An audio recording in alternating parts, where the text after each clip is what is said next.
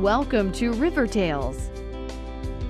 River Tales is a 30-minute program that will introduce you to fascinating people, take you to interesting places, and enlighten you on important events that happen in our region.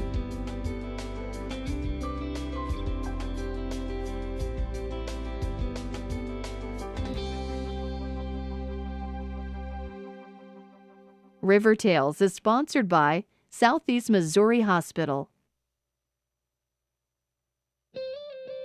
On this edition of River Tales, we're shooting hoops with the ambassadors of goodwill, the Harlem Globetrotters. It's rise and shine as we go behind the scenes at KFVS to see how the breakfast show is produced. And then it's Model Ts to T-Birds at Smith's Classic Car Auction. And we finish our show with a trip to Marble Hill, Missouri to see the Missouri dinosaur. Stay tuned to River Tales. At Southeast Missouri Hospital, our cancer program is one of only 25% in the country accredited by the American College of Surgeons. That means I'm still here to tuck my kids in at night. We were the first hospital in the region to provide stereotactic radiation therapy. That means my dream of starting a business is still going strong. We're opening a patient-centered, state-of-the-art regional cancer center in 2010.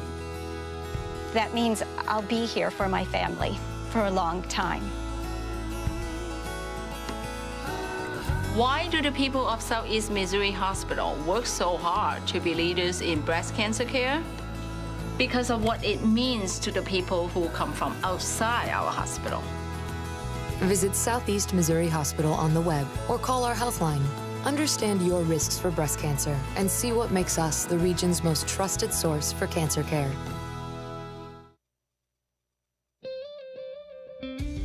For 84 years, the Harlem Globetrotters have been thrilling audiences all over the world. These ambassadors of goodwill have combined athleticism and comedy to create a basketball event that's a slam dunk for fans young and old. Hey man, who's that cat coming down the street? I don't know, but it sounds to me like that's Wicked Man with the bone. Sure having himself a ball. The Harlem Globetrotters are a household name, not only in America, but all over the world. This spring, they brought their talent and entertainment to Cape Girardeau. The Globetrotters actually originated in Chicago, Illinois, but was the only all-African-American basketball team at the time. The coach chose to call the team the Harlem Globetrotters in reference to the well-known African-American community in New York.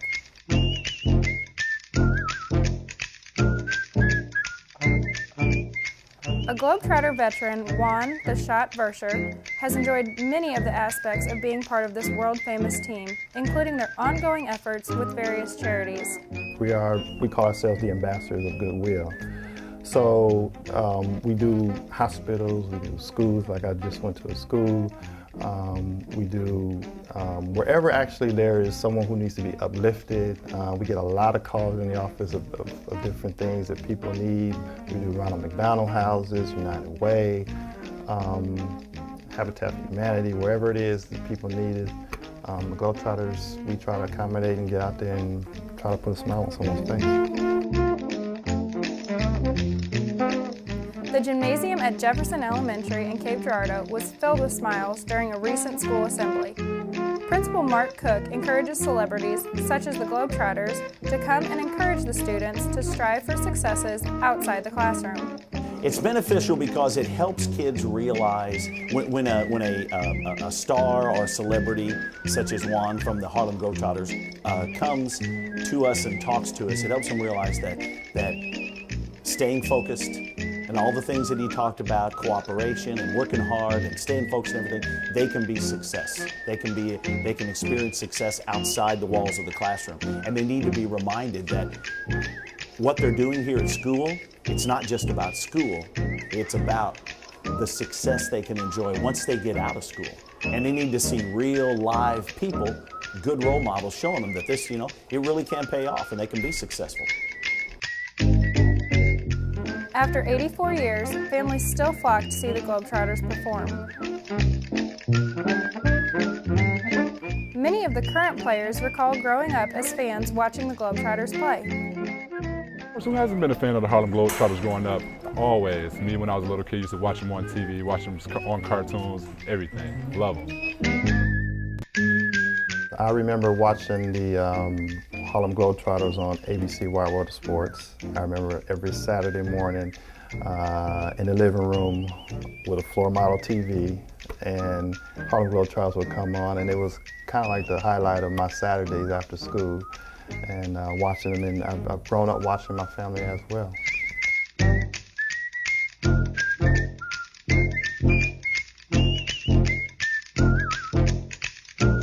This much enthusiasm and passion from players and fans alike, the Globetrotters are sure to be around for many years to come.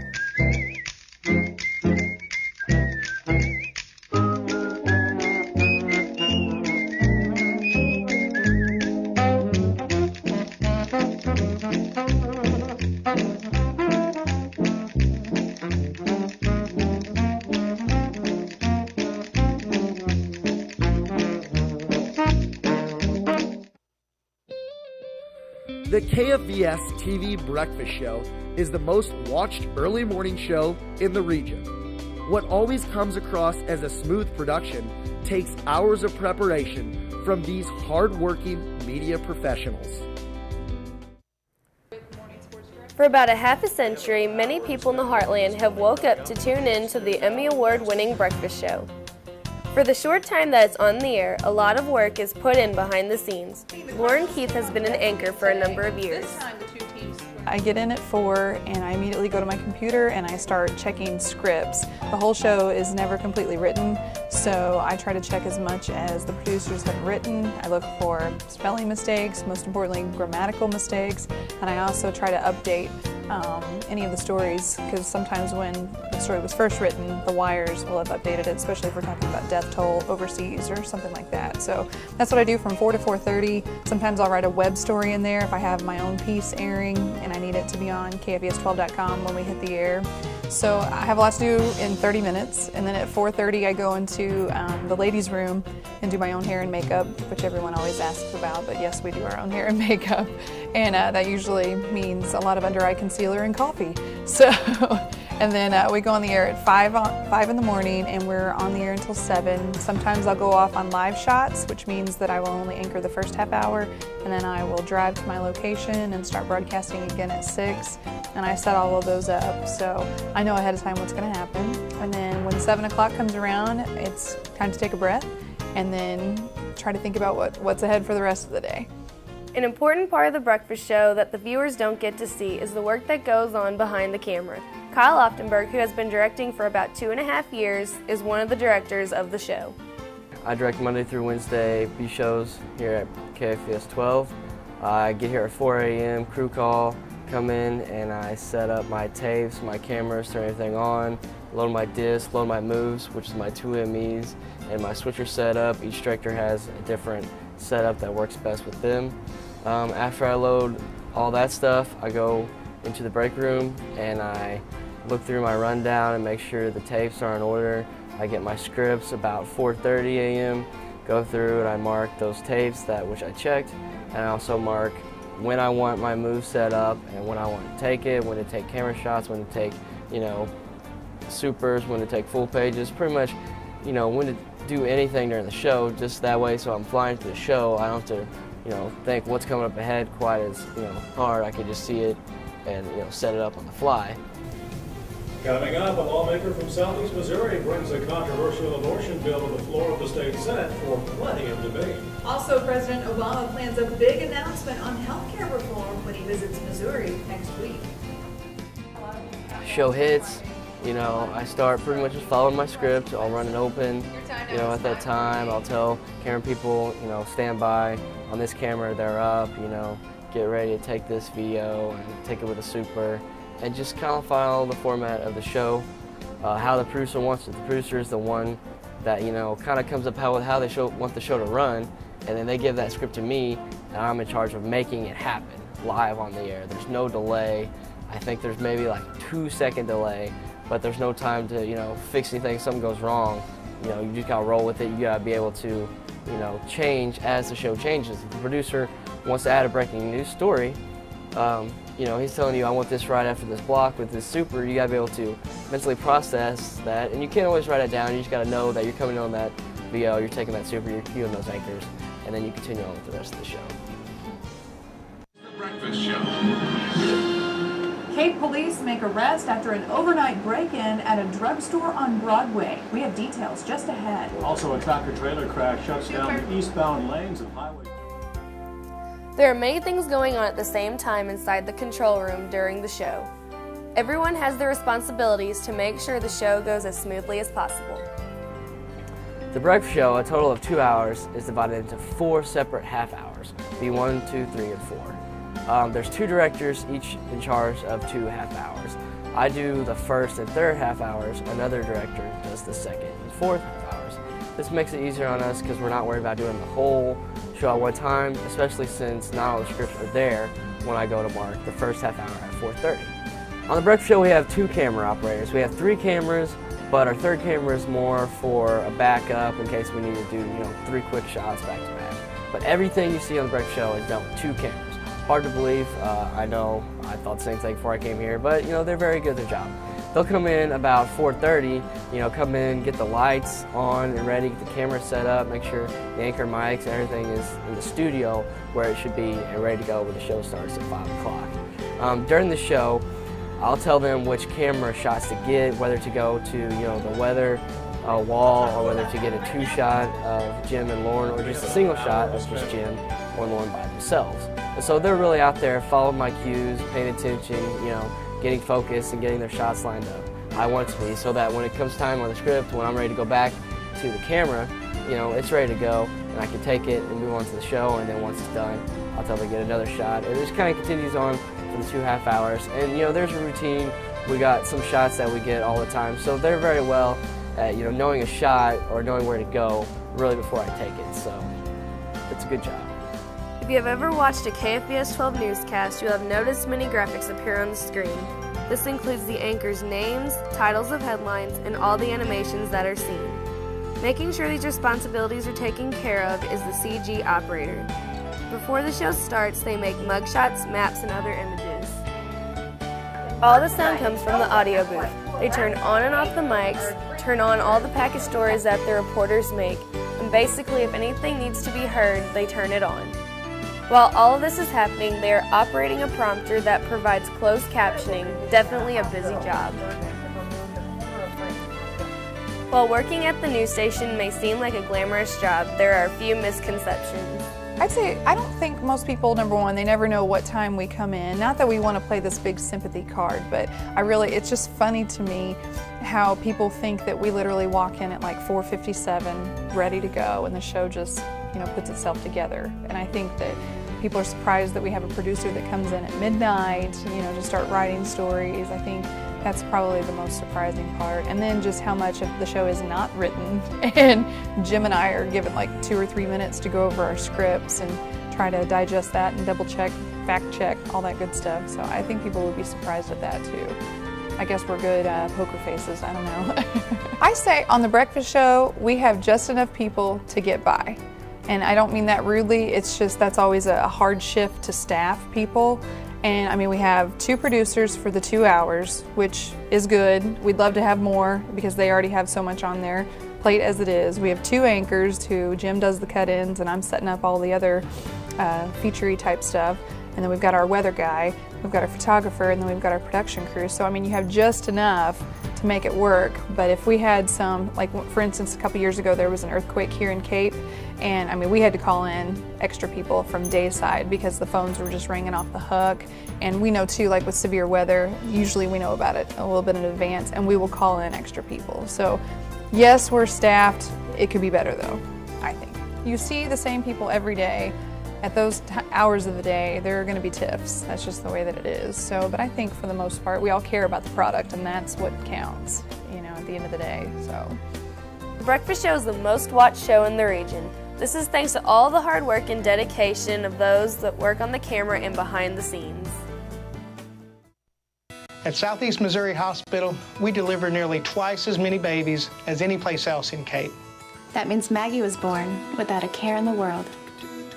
We were the first in the area to establish a neonatal intensive care unit. That means Nick and his dad are already having their man-to-man talks.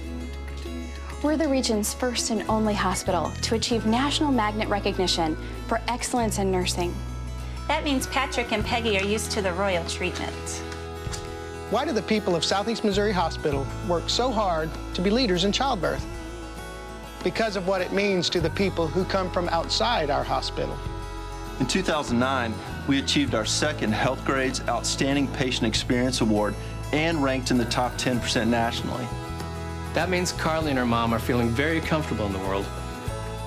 Visit Southeast Missouri Hospital on the web or call our Healthline. See what makes us the region's most trusted source for childbirth care.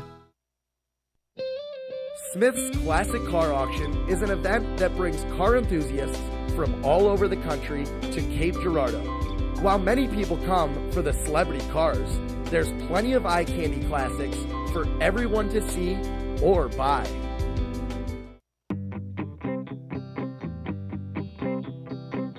This spring, the Show Me Center played host to Smith's Classic Car Auction, where more than 100 cars filled the arena. Sherm Smith has had a passion for cars since the late 50s. With such great success, Smith's Auction Company has grown from its small-town roots to something bigger. We did our first sale in Dexter, Missouri, which is my hometown, and put up a tent, a big tent, and had the sale there, and was pretty successful at that, but we needed a bigger venue, so we checked on the Show Me Center. We found out that we could fill up this place fairly easily and make it successful, and I took a hobby and turned it into a business. Very, very fortunate to be able to do what I did. But a hobby of mine and a passion, we turned it into a very, very good financial situation for Smith Auction Company. The favorite thing about the show that we put on is probably we have people come in from literally all over the United States, and they come in every year, the same people. We never know what kind of car they're going to bring us, and it's just exciting to see what rolls in that gate and what comes in to sell. Sometimes it's rare cars. One of 6, maybe like the car behind me. Or it could be like Smith's Auction isn't just for the people to sell cars. Fans from all over come to see the old cars and express the love for cars with other fans. The old cars and the friendliness of everybody that involved in old cars. You can go up to anybody that has a car and they will tell you all about it. They will tell you what they know about it, and they're all honest people. They're all good, honest people. With any auction, one must expect an expert auctioneer. Jim Landis has been auctioning classic cars for over 20 years and has been with Sherm Smith for over 5.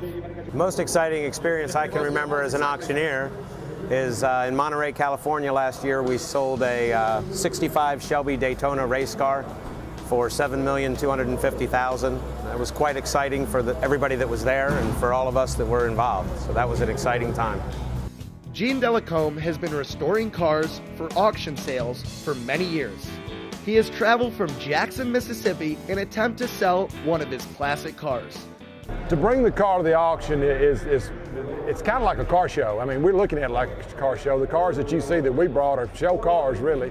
This car was a 2008 Hot Rod Magazine Camaro of the Year, and it's been to a lot of shows, got some best of shows and that sort of thing. So we treat it like a car show. We bring it here with some idea of what we're going to sell it for, but if it doesn't sell for that, we'll take it back home and continue to drive around and enjoy it. It's a fun car to own. After getting the cars registered for the auction, the seller must clean up his car to showroom quality to impress any buyer on the auction block. If you have ever experienced an auction, not everything is sold, as Gene Delacombe has experienced at this spring's auction. I'm not disappointed. I'm a little surprised. The auction did a real good job of presenting the car very well, I thought, and talked about the car, gave its attributes. But Just didn't seem to be any money here for resto mods. This is a restored, modified car that obviously this auction just wasn't ready to accept. There's not many of these kind of cars here. We got one more running. We're going to see how it does in a few minutes, but this car just didn't bring the money it should have, so we'll take it home and try again. Buyers come from all over the country. Scott from St. Louis buys these fascinating cars not only for the love, but to sell on his own lot. My experience here was great. Sherm always puts on a good show, a lot of good collector cars, something for everybody, good price point. I like being at car auctions because it's got a great energy to it, the camaraderie of the people, and this is the business I'm in, so got to go to all of them. One may wonder why Smith stays in the smaller towns like Cape Girardeau, but to him, he loves the friendly atmosphere. Most of the car auction people across the country go into larger cities, you know, like Scottsdale. You've seen them on TV, Florida. We do Cape Girardeau, Missouri, which is 40,000 population, small market. The people at Show Me Center have been great. They work with us, you know, really well and help us, and so that's why we chose the Show Me Center. But the sale that we put on in Cape is as good as about any across the country, and we're proud of that fact. Southeast Missouri Hospital is the only hospital in the region to be named a Blue Distinction Center for Cardiac Care by Blue Cross and Blue Shield. That means we got to spend our 30th anniversary together. And we're looking forward to our 40th. We achieved the Health Grade Specialty Excellence Award in Cardiac Surgery. That means I'll be here to meet my first grandbaby. Southeast achieved a 5-star rating from Health Grades for coronary bypass surgery. That means a lot more birthdays with our kids and our grandkids, too. Why do the people of Southeast Missouri Hospital work so hard to be leaders in cardiac surgery? Because of what it means to the people who come from outside our hospital. Visit Southeast Missouri Hospital on the web or call our health line. Understand your risks for heart disease and see what makes us the region's most trusted source for cardiac surgery. The Bollinger County Museum of Natural History is home to some unique Civil War and Native American artifacts. But the big attraction is the Missouri dinosaur. It's a short drive to Marble Hill for a trip back in time.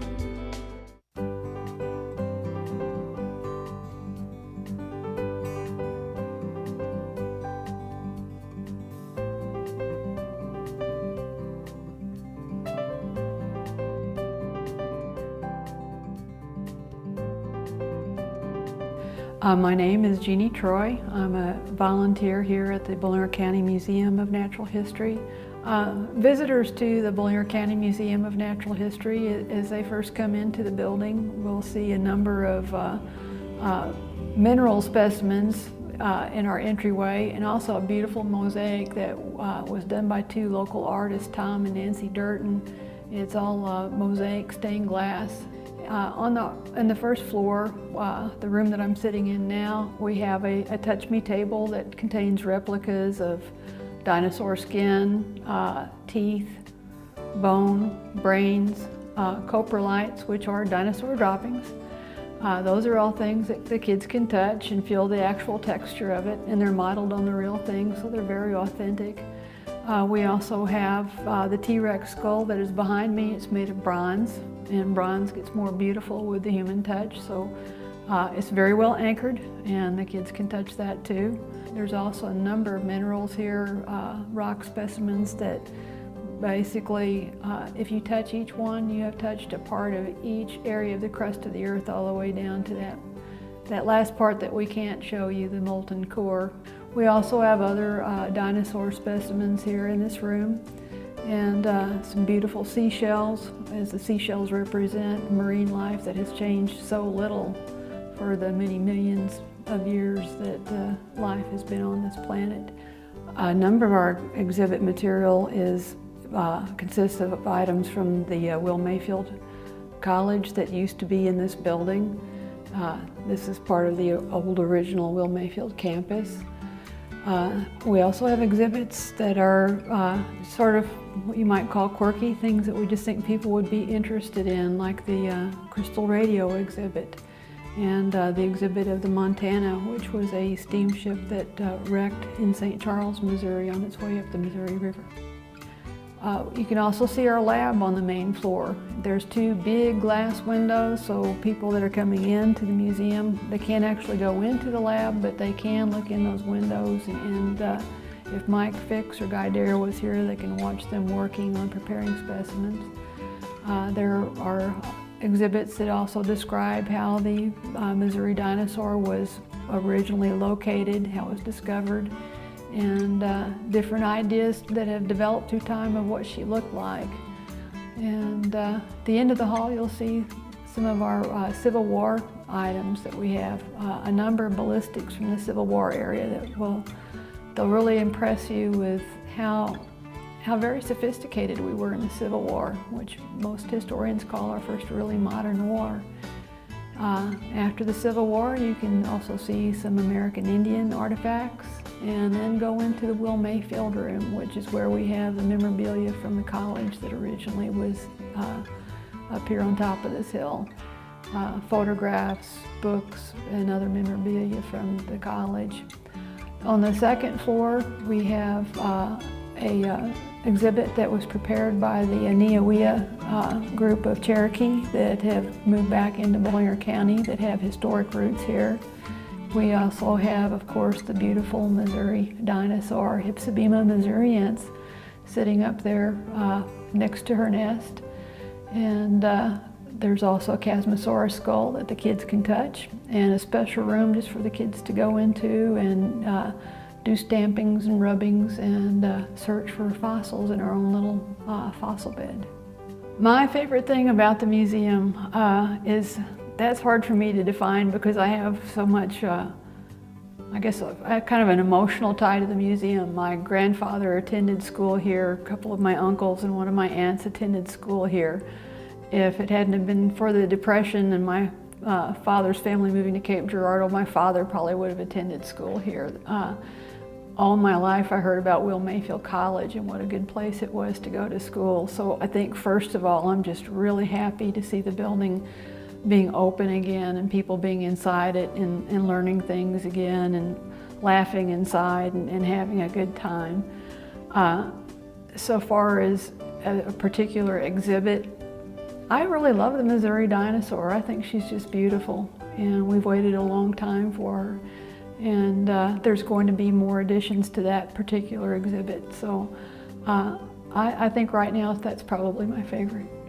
Well, like any self-respecting museum, we have a gift shop, and we really enjoy seeing people go in there and have a good time.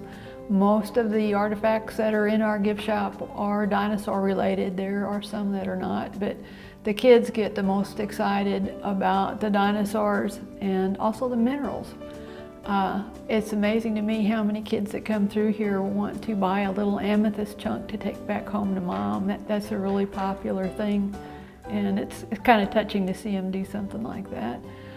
We also have a cookbook that is the Ozark Glory cookbook that has recipes from alumni of the college, and some Civil War bullets if somebody wants to take home their own little lead projectile, and t-shirts and caps and the usual fare of gift shops, but primarily we focus on the dinosaurs and the minerals. Well, the Bollinger County Museum of Natural History is a good destination for visitors that love history, for one thing. And it's not just regional history, it's quilts and buttons and dolls are beautiful, but we've got the only dinosaur ever discovered in the state of Missouri. We have its remains in this building, and that's a truly unique thing. And I think that's very exciting to be able to come somewhere close to you and be able to see the remains of a dinosaur that was actually found in your state. It's not like we're out in the West where there's lots of dinosaurs found all the time. This is just a really, truly unique discovery here.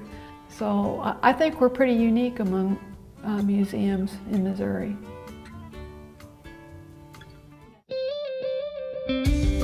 Each month, we will take this journey where there are many places to go.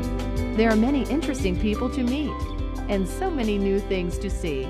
Join us again on River Tales.